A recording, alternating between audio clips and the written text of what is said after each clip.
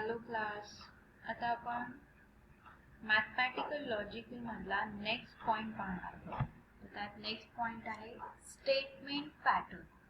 तर statement pattern म्हणजे काय, पहिल्यांदा त्याची डेफिनेशन पाहूया. तर त्याची डेफिनेशन काय, late P, Q, R be simple statements.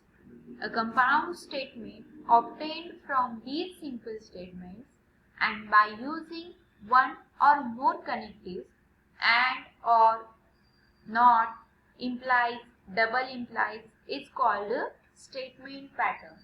The statement pattern म्हणजे काय, तर कन्सिडर करा P आणि Q काय आहेत. P, Q काय आहेत, एक वेगवेगळे दोन सिंपल स्टेटमेंट आहेत. मग आपल्याला माहिती आहे कंपाऊंड स्टेटमेंट काय असतं. कंपाऊंड स्टेटमेंट मध्ये दोन किंवा दोन पेक्षा अधिक सिंपल स्टेटमेंटला लॉजिकल कनेक्टिव्ह यूज करून जर आपण कनेक्ट केलं तर त्याला आपण काय म्हणतो, कंपाऊंड स्टेटमेंट. आणि स्टेटमेंट पॅटर्न म्हणजे काय, एखादा कंपाऊंड स्टेटमेंटला एक किंवा एकपेक्षा जास्त लॉजिकल कनेक्टिव्ह यूज करून जर तयार केला असेल तर त्या कंपाऊंड स्टेटमेंटला आपण काय म्हणणार, कंपाऊंड पॅटर्न. कन्सिडर करा हे दोन स्टेटमेंट आहेत आणि याला आपण काय केलं, और कनेक्टिव्ह यूज करून कंबाईन केलं, त्यांना कनेक्ट केलं आणि कंपाऊंड स्टेटमेंट तयार केलं या दोन सिंपल स्टेटमेंटचं. तर याला आपण काय म्हणणार, it is also statement pattern. Next statement pattern घ्या.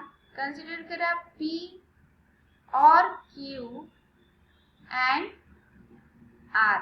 आता इथं काय केलं आपण, तीन सिंपल स्टेटमेंट घेतले, P, Q आणि R.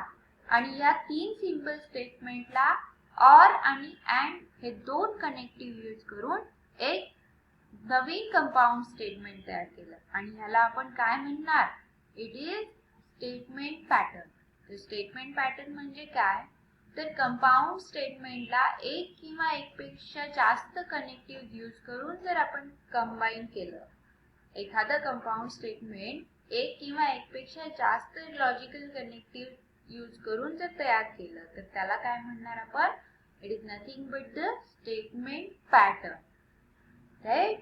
आता स्टेटमेंट पॅटर्न मध्ये दोन गोष्टी लक्षात ठेवायच्या. काय, तर आपल्याला पहिली गोष्ट काय लक्षात ठेवायची आहे, the parenthesis must be introduced whenever necessary.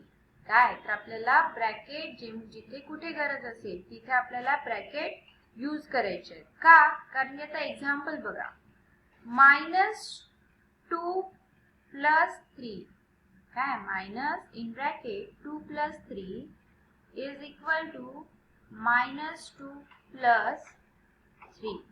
हे बरोबर आहे का. Minus in bracket 2 + 3 is not equal to -2 + 3. आपल्याला माहिती आहे हे इक्वल नसतात. तसंच स्टेटमेंट पॅटर्न मध्ये सुद्धा जर आपण निगेशन ऑफ P और Q, निगेशन ऑफ P और Q हे काय आहे, हे इक्वल नाहीये कशाच्या, आपण निगेशन ऑफ P और Q असं लिहिलं. मग आपण काय, जर एखाद्या वेळेस आपण ब्रॅकेट लिहिले नाही, एखाद्या इक्वेशन मध्ये एखाद्या स्टेटमेंट पॅटर्न मध्ये जर आपण ब्रॅकेट नाही लिहिले तर त्याचा कंप्लीट अर्थ चेंज होतो, त्याचं कंप्लीट इक्वेशन चेंज होतं. ते कारण negation of in bracket P और Q is not equal to negation of P और Q.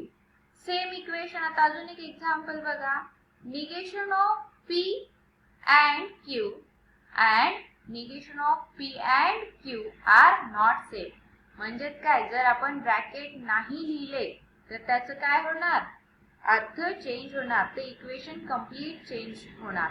त्याच्यामुळे स्टेटमेंट पॅटर्न मध्ये जिथे कुठे आपल्याला ब्रॅकेट लिहावे लागतील, जिथे कुठे ब्रॅकेटची गरज आहे तिथे आपण ब्रॅकेट लिहिणं कंपल्सरी आहे. आणि नेक्स्ट पॉइंट पहा, if a statement pattern consists of n statements and m connectives, then truth table consists of 2n rows and m + n columns. काय म्हणतंय, जर एखाद्या स्टेटमेंट पॅटर्न मध्ये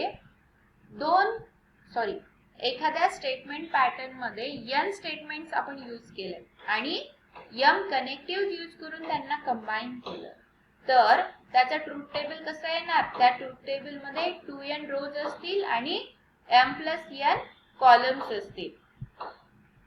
आता इथे बघा, जर आपण दोन स्टेटमेंट यूज केले p आणि q, किती स्टेटमेंट यूज केलेत आपण? दोन स्टेटमेंट यूज केलेत आणि त्याला काय केलं? अँड एक कनेक्टिव्ह यूज करून एक कंपाऊंड स्टेटमेंट, एक स्टेटमेंट पॅटर्न तयार केला.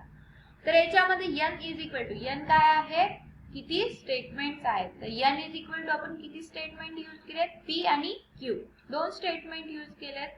आणि m काय आहे आपलं? किती कनेक्टिव्ह यूज केले? तर कनेक्टिव्ह किती? ओन्ली 1 आहे, म्हणून m = 1. आपल्याला माहिती आहे रोज किती असतील ट्रूथ टेबल मध्ये? 2n, म्हणजे 2 × 2 4, राईट. आणि कॉलम्स किती असतील? m + n, that is 1 + 2 = 3. मग p and q चा ट्रूथ टेबल कसा तयार होईल? तर 3 कॉलम्स असतील, याच्यात 3 कॉलम्स असतील आणि 4 रोज असतील, राईट. आपल्याला माहिती आहे मग p आणि q चा आपण ट्रूथ टेबल कसा तयार करतो?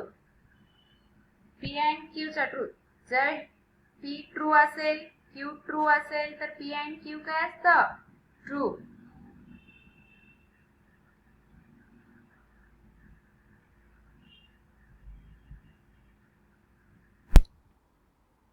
p ट्रू असेल तर p ट्रू आणि q फॉल्स. आपण कसं लिहितो? True true, false false. Next true false, true false. याचं काय? True true true. ट्रू आणि फॉल्सचा एंड केल्यावर काय येतं? फॉल्स. फॉल्स आणि ट्रूचा एंड केल्यावर फॉल्स. फॉल्स फॉल्स केल्यावर इट इज ऑल्सो फॉल्स. मग p आणि q, p and q ह्या स्टेटमेंट साठी आपण एक ट्रूथ टेबल तयार केलाय, राईट. याच्यामध्ये किती रोज आहेत? 4 रोज आहेत आणि 3 कॉलम्स आहेत. किती? 1 2 and 3 कॉलम्स. लक्षात ठेवा. मग दोन आपले मेन स्टेटमेंट पॅटर्न मध्ये दोन मेन पॉइंट्स काय आहेत की जिथे कुठे आपल्याला ब्रॅकेट यूज करावं लागेल तिथे ब्रॅकेट यूज करणं कंपल्सरी, नेसेसरी आहे. आणि नेक्स्ट पॉइंट काय आहे? जर आपण n स्टेटमेंट्स असतील आणि m कनेक्टिव्ह यूज करून एखादं स्टेटमेंट पॅटर्न तयार केलं तर त्या स्टेटमेंट पॅटर्नचा ट्रूथ टेबल मध्ये 2n रोज असतील आणि m + n कॉलम्स असतील. तर स्टेटमेंट पॅटर्न काय समजलं का?